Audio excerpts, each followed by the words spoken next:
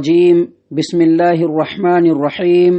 فلما جاء آل لوط المرسلون قال إنكم قوم منكرون قالوا بل جئناك بما كانوا فيه يمترون وأتيناك بالحق وإنا لصادقون فأسر بأهلك بقطع من الليل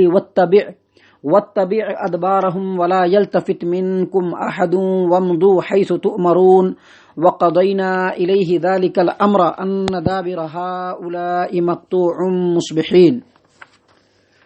پھر جب یہ فرشتے لوط علیہ السلام کے گھر پہ آئے تو لوط علیہ السلام نے ان سے کہا کہ تم کچھ اجنبی لوگ معلوم ہوتے ہو۔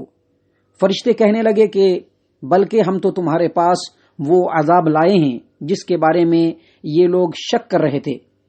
ہم آپ کے پاس یقینی بات لائے ہیں، حق بات لائے ہیں، اور ہم خود بھی یقیناً سچے ہیں، لہذا آپ رات کے کسی حصے میں اپنے گھر والوں کو لے کر کے نکل جائیے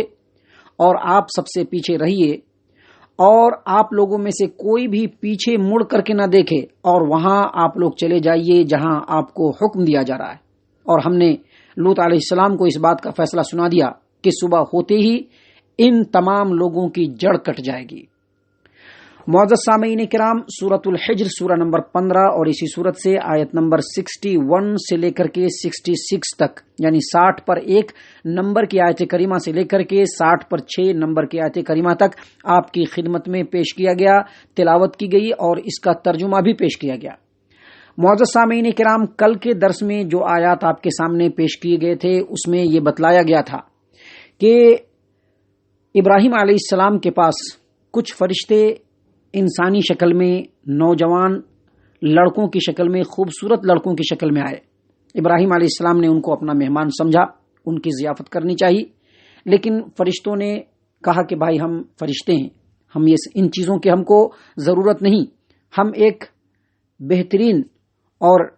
علم والے بچے کی آپ کو بشارت دیتے ہیں، ہم آپ کو ایک صاحب علم لڑکے کی بشارت دیتے ہیں کہ آپ کے ہاں ایک صاحب علم لڑکا پیدا ہوگا۔ ابراہیم علیہ السلام نے اپنے دل کے اندر سوچا کہ اگر لڑکے کی بشارت دینی تھی تو ایک فرشتہ آتا، بس یہی کافی تھا، لیکن اتنے سارے فرشتے کسی خاص مہم کے لیے آئے ہیں، لہذا پوچھا کہ آپ لوگوں کا کیا معاملہ ہے، اصل کس کام سے آپ یہاں آئے ہیں؟ تو فرشتوں نے کہا کہ ہم لوط علیہ السلام کے پاس اور ان کی قوم میں جا رہے ہیں، ان کی قوم کے لوگ سرکشی اور بغاوت کی انتہا کو پہنچ گئے ہیں، اب اللہ تبارک و تعالیٰ اس قوم کو مٹانا چاہتا ہے، لہٰذا ہم اس پوری قوم کو مٹائیں گے، اور لوط علیہ السلام اور ان کے اہل و عیال اور ان کے تمام متبعین کو بچا لیں گے سوائے ان کی بیوی کے۔ آگے اللہ تبارک و تعالیٰ واقعات کے تسلسل کو برقرار رکھتے ہوئے فرما رہے ہیں، فلما جاء آل لوط المرسلون، جب یہ فرشتے لوط علیہ السلام کے گھر پہ آ گئے تو لوط علیہ السلام نے کہا انکم قوم منکرون، آپ لوگ تو اجنبی معلوم ہوتے ہیں۔ فرشتے کہنے لگے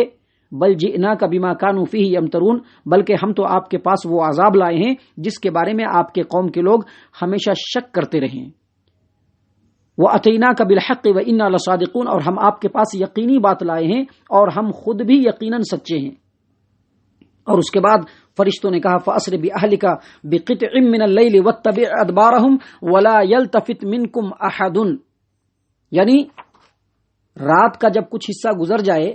آپ اپنے اہل و عیال کو لے کر کے، اپنے متبعین کو لے کر کے نکل جائیے، اور آپ تمام لوگوں سے پیچھے رہیے، اور آپ میں سے کوئی بھی پیچھے مڑ کر کے نہ دیکھے۔ یعنی جب یہ فرشتے لوط علیہ السلام کے پاس آئے تو یہ جو فرشتے تھے انتہائی خوبصورت اور بالکل بے ریش نوجوانوں کی صورت میں آئے تھے۔ سیدنا لوط علیہ السلام کی یہ مہمان بالکل اجنبی مہمان تھے، اور آپ علیہ الصلاۃ والسلام کو بھی ان کی آمد سے خطرہ محسوس ہوا، اور خطرہ جو محسوس ہوا وہ ابراہیم علیہ السلام کی طرح کا خطرہ نہیں تھا، بلکہ یہ الگ نوعیت کا خطرہ تھا۔ آپ علیہ الصلاۃ والسلام اپنی قوم کا حال خوب اچھی طریقے سے جانتے ہیں، اور آپ بھی جانتے ہیں، قرآن کریم کے اندر کئی جگہوں پر اللہ تبارک و تعالیٰ نے لوط علیہ السلام اور ان کی قوم کا جو ہے واقعہ بیان کیا ہے، اور ان کی قوم کے اندر جہاں شرک و بت پرستی اور دیگر جو جرائم تھے، وہیں ان کی قوم کا ایک بڑا جرم یہ تھا کہ وہ جنسی خواہشات کو پورا کرنے کے لیے عورتوں کے پاس نہیں جاتے تھے، بلکہ اپنے ہی طریقے کے مردوں کے پاس، اور قرآن کریم کے اندر دوسری جگہ مفسرین نے جو وضاحتیں بیان فرمائی ہیں ان میں سے ایک بات یہ بھی ہے کہ لوط علیہ السلام کے قوم کے اندر یہ بیماری اور برائی تھی کہ جب ان کے گاؤں میں اور بستی میں کوئی آدمی داخل ہوتا تو سب سے پہلے ان کے ساتھ اپنے منہ کو کالا کرتے، اپنی جنسی ہوس کو پورا کرتے اور پھر ان کے مال و اسباب کو لوٹ کر کے ان کو بے یار و مددگار اپنے گاؤں سے نکال دیتے تھے۔ جب بھی کسی کے ہاں کوئی مہمان آتا سارے لوگ اس پر دھاوا بول دیتے۔ عورتوں سے ان کی کوئی چاہت نہیں تھی، عورتوں سے وہ خواہشات پورا نہیں کرتے تھے، بلکہ وہ مردوں سے ہی خواہشات پورا کرتے تھے۔ تو آپ کی جو قوم تھی اس کا حال لوط علیہ السلام خوب جانتے تھے، اور یہ نوجوان لڑکے بہت ہی خوبصورت تھے، لہٰذا دل ہی دل میں پیش آنے والے حالات سے سخت خوف زدہ تھے، بہت ڈرے ہوئے تھے۔ جب فرشتوں نے آپ کے ڈر کو محسوس کیا تو آپ کو تسلی دیتے ہوئے، آپ کو اطمینان دلاتے ہوئے کہا کہ آپ بالکل خوف نہ کیجیے، آپ بالکل فکر نہ کیجیے، یہ جو قوم ہے جو ایک عرصے سے آپ کو ستا رہی ہے، اس قوم کے پاپ کا گھڑا بھر چکا ہے، ان کے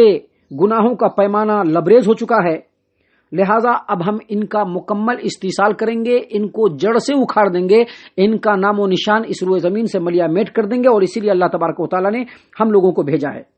اب آپ کو یہ کام کرنا ہے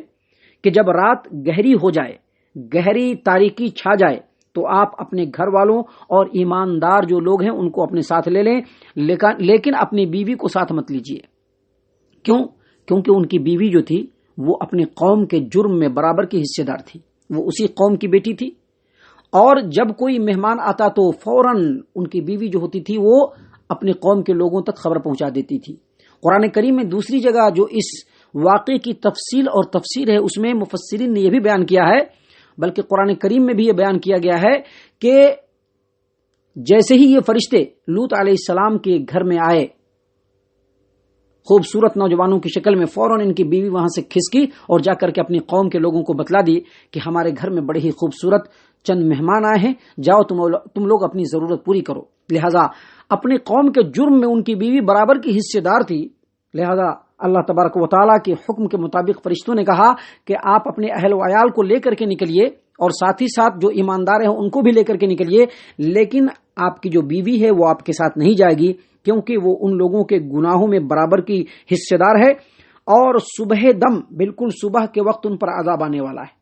صبح کے وقت، جیسا کہ اللہ تبارک و تعالیٰ نے قرآن کریم کے اندر سورہ ہود آیت نمبر 81 میں فرمایا، ان موعدہم الصبح الیس الصبح بقریب، بے شک ان کے عذاب کا جو وعدہ ہے وہ صبح کا وقت ہے اور صبح قریب نہیں ہے۔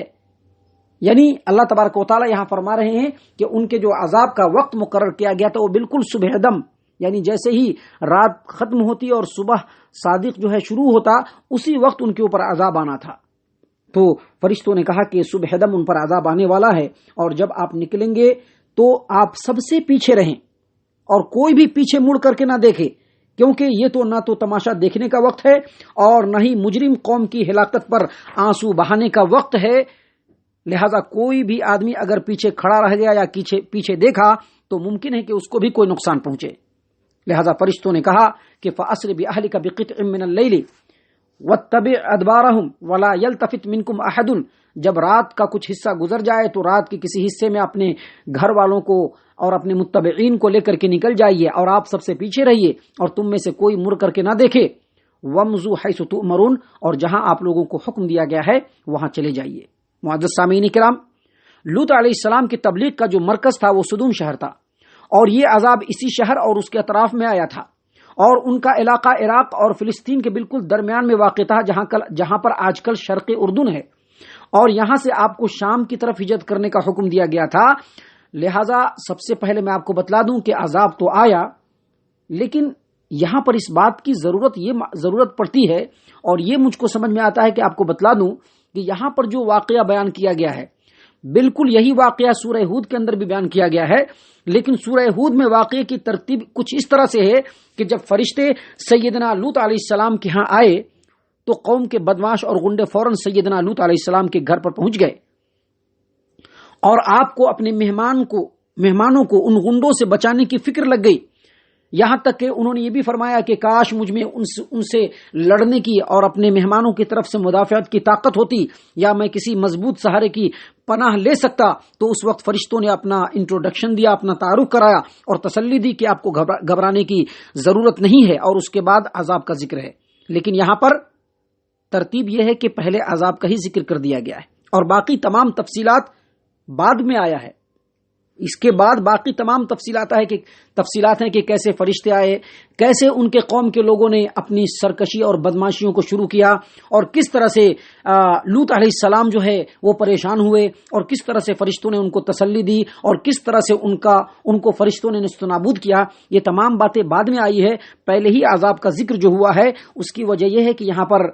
جو مضمون کا تسلسل ہے اور جس مناسبت میں بات بیان کی جا رہی ہے کہ جو اللہ کے نیک بندے ہوتے ہیں اللہ ان کو ہر حال میں بچاتا ہے اور سرخرو کرتا ہے، اور جو اللہ کی نافرمانی پر تلے ہوتے ہیں اللہ ان کو نیست و نابود کرتا ہے، اس مناسبت سے پہلے عذاب کا ذکر کر دیا گیا ہے، وگرنہ اصل ترتیب وہی ہے جو سورہ ہود میں بیان کی گئی ہے۔ تو اللہ تبارک و تعالیٰ نے کہا